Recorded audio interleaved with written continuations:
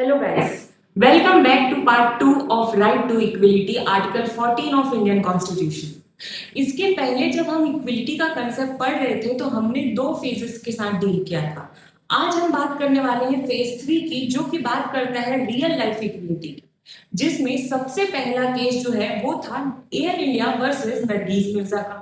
अब इस केस में जो मुद्दा था वो ये था कि अगर एक कंपनी थी, उन्होंने ये रूल बनाया कि अगर कभी भी कोई भी विमेन प्रेग्नेंट हो जाती है या उनकी शादी हो जाती है तो उनकी जो जॉब है वो खत्म हो जाएगी। कोर्ट ने कहा कि ये जो रूल बनाया गया है ये अनफेयर भी है और डिस्क्रिमिनेटरी भी। जेंडर बेस्ड रूल्स अगर आप बनाते हैं तो वो अनफेयर होते हैं और वो आपके आर्टिकल 14 को वायलेट करते हैं। फिर आया आपका दूसरा केस, जो कि था अजय हसिया वर्सेस खालिद मुजीब का। अब अजय हसिया के केस में जो मुद्दा था वो था एडमिशन प्रोसेस से रिलेटेड। यहाँ पे जो एडमिशन प्रोसेस था वो अनफेयर था।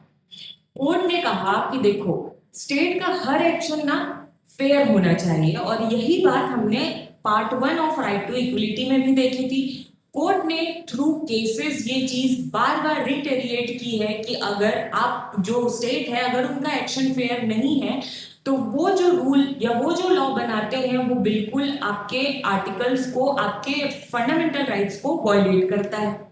फिर आया सबसे इंपॉर्टेंट केस जिसने राइट टू इक्वलिटी को बहुत अच्छी तरीके से समझाया, जो कि था Indira Sahani versus union of India का।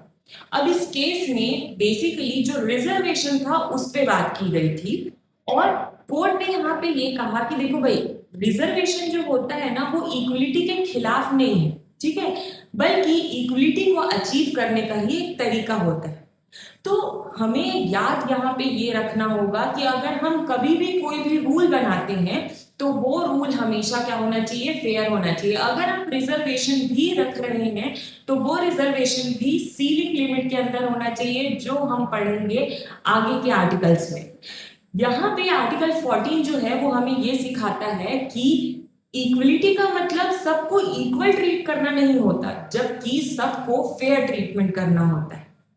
तो आप यहाँ पे ये बताइए कमेंट में कि क्या इक्वलिटी का मतलब सेम ट्रीटमेंट है या फेयर ट्रीटमेंट है, कमेंट में जरूर बताइएगा।